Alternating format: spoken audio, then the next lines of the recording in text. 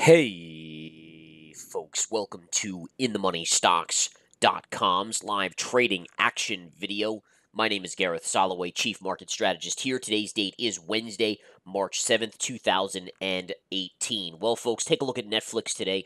Netflix having its first down day in quite a while here after really about a 10+% move. The stock was trading below 285 and topped out yesterday at 325. That's actually about a 12% move in the stock in just 3 trading days. But today, as you can see, down about 8 points, falling right around the lows of the intraday chart here. And again, this is going to be a key little intraday level. Now, I'm not going to talk to you guys about intraday movements right here.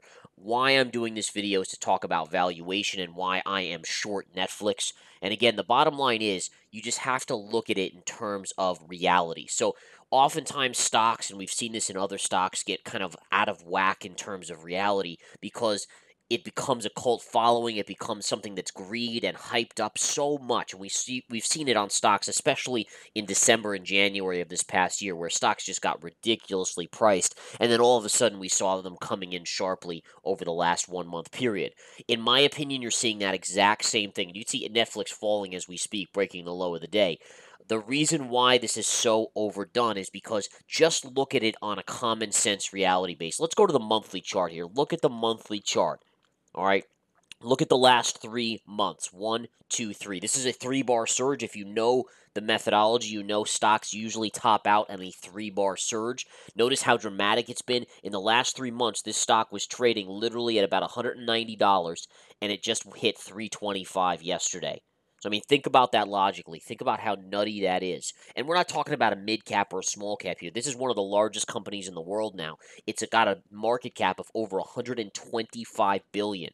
And what I was telling the intraday stock chat today is, just think about it in terms of Disney, right? So it's almost got an equal market cap to Disney at this point. And Disney, listen, Disney's a great company. Netflix is an awesome company. I have a Netflix subscription myself. But think about it logically. All right, Disney has theme parks. They have teddy bears and Mickey Mouses. They have a lot of shirts and all this stuff. They have so much there. Plus, they have other assets, plus movies, plus, I mean, literally, whatever. Disney's been around since the 20s, right? I mean, so 1920s at that. So, I mean, you're talking about 90 years of content out there for Disney. And the name brand alone is probably worth billions of dollars. And again, I think you have to look at it on the valuation perspective. So Disney's trading at around a 17 PE. So let's just say we'll compare apples to apples. So, let's just say somehow Netflix has a bunch of theme parks somewhere and a bunch of, they sell Netflix shirts everywhere and, all that type of stuff, which they don't, but let's just, for the heck of it, let's assume that.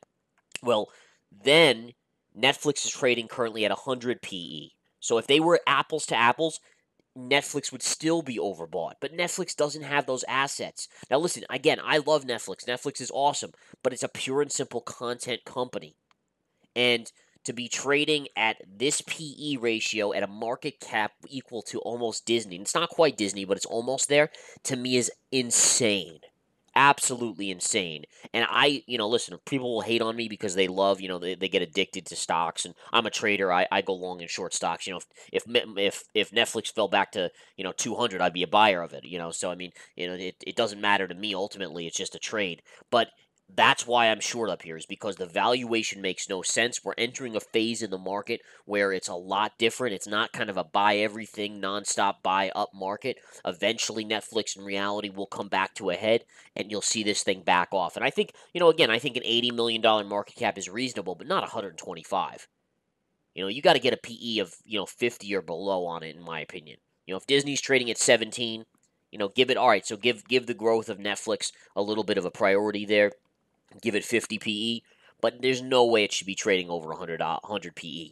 No way. Price to earnings. Absolutely not. So, anyways, the point is this, folks. Bottom line is, to me, this monthly chart is topping out. 3-bar surge. That means in March this month, you should see a major top. Maybe we saw it at 325 yesterday. I don't know, but we'll keep a close eye on it over the coming weeks. But ultimately, this is going back down, and it will be probably within the next year, maybe even this year, you'll see it at back to $220, $200. All right. Bottom line is, if you want exact entry points, you want exact trades, Again, take a look at our track record. It speaks for itself. Huge gains this year. I'm on a streak of 30 straight swing trade winners. We'll see if Netflix gets added to that pot over the next 1 to 2, 3 weeks or so. But bottom line is, folks, come join us at InTheMoneyStocks.com. Take the 7-day free trial. Take care.